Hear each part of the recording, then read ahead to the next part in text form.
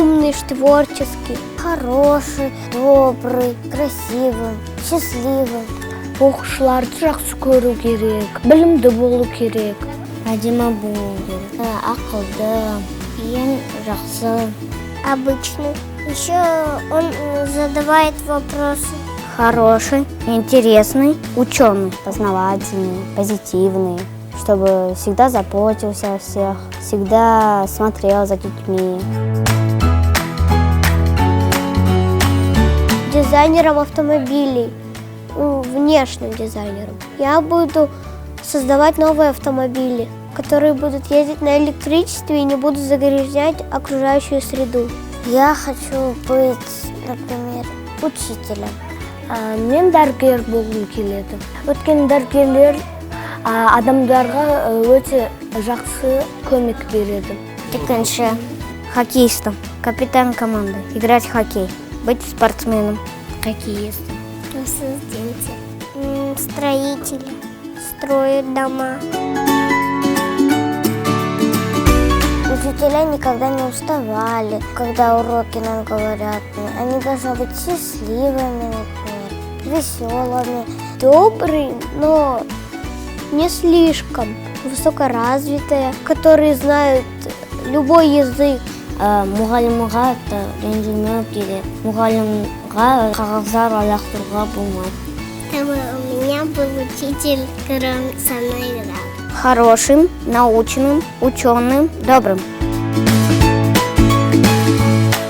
Например, я пошел, и там красивая картинка была. Чтобы были там картинки, книги, еды, радости. Чтобы там были учителя, которые знают любой язык. Все были такими, как будто прям познавательными, хотели бы учиться, а уроки были бы немного веселее, с экспериментами.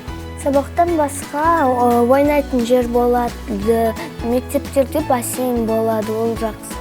Маған сол ұнайды. Надо, чтобы были столовые, когда дети кушать хотят. И перемены должны быть, когда дети устают. Все должно быть хорошее. Столовая, спортзал, кабинеты, коридор.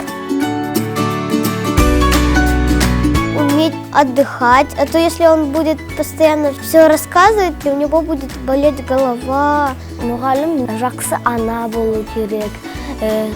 Ол болса, жақсы әке болу керек. Уметь заботиться, веселиться, быть как сам ребенок. Я бы учил детей и делал с ними постеры, потому что мне нравится рисовать.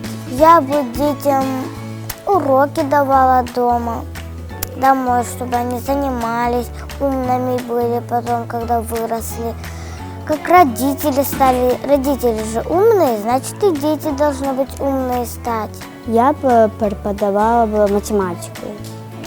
Я бы задавала примеры, делала мини-игры, чтобы им было веселее это все узнавать.